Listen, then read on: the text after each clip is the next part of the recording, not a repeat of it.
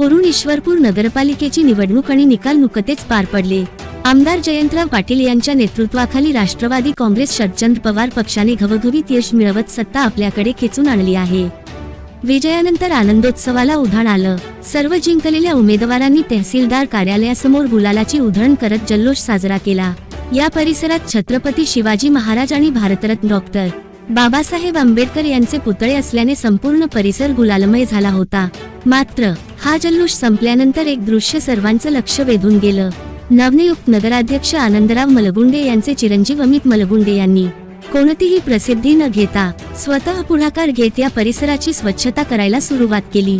हे दृश्य पाहून ये जा करणाऱ्या नागरिकांच्या तोंडून एकच उद्गार निघत होते, आपला अमितलय भारी। विजय साजरा करणं जितकं महत्वाचं, तितकंच सार्वजनिक ठिकाणांचा सन्मान राखणंही तितकंच गरजेचं आहे। हेच अमित मलगुंडे यांच्या कृतीतून स्पष्ट झालं।